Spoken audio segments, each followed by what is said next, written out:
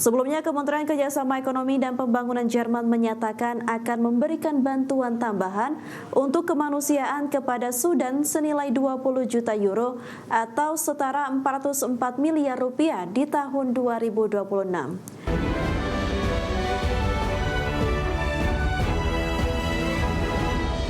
Di sela-sela konferensi internasional dalam memperingati 3 tahun pecahnya Perang Sudan, pemerintah Jerman akan mengalokasikan bantuan kemanusiaan senilai 212 juta euro atau sekitar 4,2 triliun rupiah untuk Sudan dan negara tetangganya. Insentif ini bertujuan untuk mendorong gencatan senjata segera serta memobilisasi dukungan tambahan bagi penduduk Sudan yang terdampak perang. Sebelumnya, Kementerian Kerjasama Ekonomi dan Pembangunan Jerman menyatakan akan memberikan bantuan tambahan untuk kemanusiaan kepada Sudan senilai 20 juta euro atau setara 404 miliar rupiah di tahun 2026. Dukungan anggaran tersebut akan diprioritaskan bagi perempuan dan anak-anak yang menjadi korban paling menderita akibat perang. Seperti diketahui, sejak 15 April 2023, pertempuran sengit telah berlangsung di Sudan antara pasukan pendukung cepat atau RSF dan angkatan militer setempat. Bahkan, Komite Palang Merah Internasional telah menekankan bahwa pertempuran yang terus berlanjut dapat menyebabkan wabah penyakit dan keruntuhan fatal terhadap sistem perawatan kesehatan negara tersebut.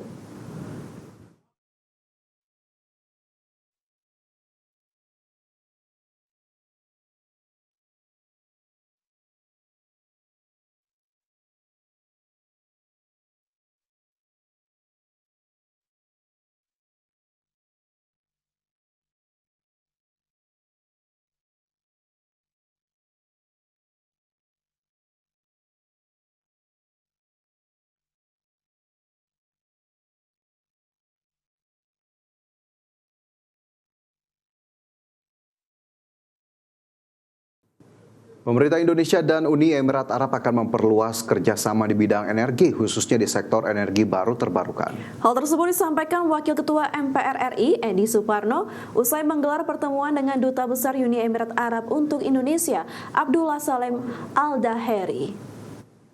Menurut Edi, Uni Emirat Arab terus menunjukkan komitmen kuat dalam mendukung pengembangan energi bersih di Indonesia. Salah satu bentuk konkret kerjasama tersebut yakni proyek pembangkit listrik tenaga surya terapung di Cirata, Jawa Barat. Proyek ini rencananya akan terus diperluas dan diproyeksikan menjadi PLTS terapung terbesar di dunia. Rencana perluasan investasi tersebut sejalan dengan upaya pemerintah dalam mempercepat transisi energi. Pemerintah bahkan menargetkan pengembangan kapasitas pembangkit listrik tenaga surya hingga 100 gigawatt di berbagai wilayah Indonesia. Membahas berbagai kegiatan dan kerjasama ekonomi di antara kedua negara, termasuk pengembangan energi terbarukan. Sebagaimana diketahui, unit usahanya Masdar mengembangkan PLT Surya di Cirata 145 MW dan ini akan dikembangkan lagi, lebih lanjut lagi. Selanjutnya pemirsa, biaya penerbangan haji tahun 2026 dipastikan mengalami kenaikan dari 6,69 triliun rupiah menjadi 8,46 triliun rupiah. Pemerintah memastikan kenaikan biaya penerbangan haji tidak akan dibebankan kepada jemaah. Akibat kenaikan harga aftur dan fluktuasi nilai tukar, biaya penerbangan haji tahun 2026 dipastikan mengalami kenaikan. Dari 6,69 triliun rupiah menjadi 8,46 triliun rupiah atau meningkat 1,77 triliun rupiah. Meski demikian, pemerintah memastikan kenaikan biaya penerbangan haji ini tidak akan dibebankan kepada jemaah. Menurut Menteri Haji dan Umroh Muhammad Irfan Yusuf, pemerintah berencana mengalihkan lonjakan biaya penerbangan haji ke APBN. Presiden juga dipastikan sudah menyetujui penggunaan APBN atas alasan keadaan luar biasa atau force majeure. Selain itu, pemerintah juga telah menyiapkan sejumlah alternatif untuk mengatasi lonjakan biaya penerbangan haji. Tambahan biaya yang diperlukan untuk kedua penerbangan ini hampir sekitar 1,77 triliun. Ya, karena kita juga agak kelabakan ini, kami lapor kepada Presiden Presiden mengatakan apapun yang terjadi, penambahan ini jangan dibebankan kepada jamaah. Langkah pemerintah yang tidak menaikkan biaya haji untuk memastikan keberlanjutan layanan haji yang aman, nyaman, dan terjangkau. Kebijakan ini juga melindungi calon jemaah haji dari fluktuasi biaya akibat dinamika geopolitik global.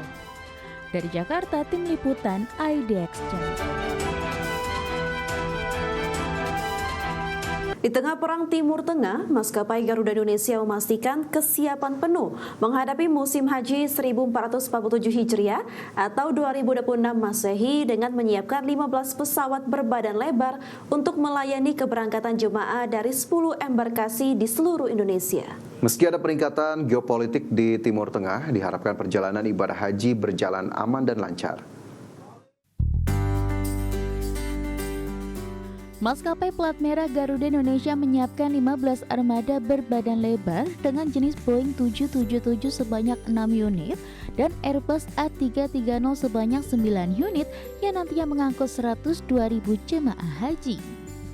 Maskapai juga menyiapkan 300 kursi roda untuk membantu jemaah di seluruh embarkasi, mengingat sebanyak 60% jemaah berusia lanjut. Nantinya para lansia akan ditempatkan di kelas bisnis agar lebih nyaman selama penerbangan. Selain itu, Garuda Indonesia juga menyiapkan 300 pilot dan 700 kru kabin dengan target ketepatan waktu atau on-time performance di atas 90%. Garuda Indonesia juga menyiapkan makanan berat selama penerbangan, baik saat keberangkatan maupun kepulangan dengan pilihan menu ikan dan daging.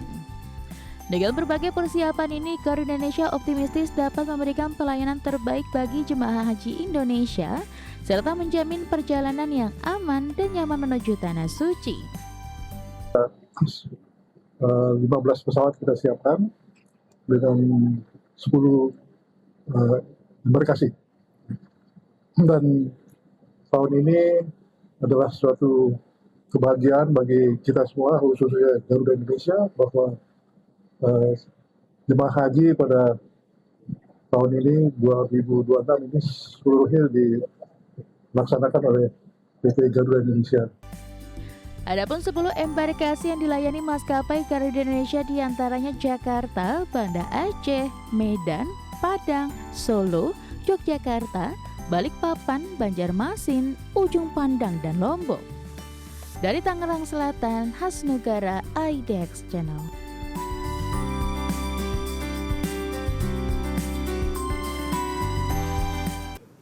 Ya, sementara itu pemerintah Amerika Serikat kembali menegaskan ancaman bagi negara yang masih mengimpor minyak mentah dari Iran. Amerika Serikat juga akan menjatuhkan sanksi terhadap negara yang memiliki aliran dana dari Iran.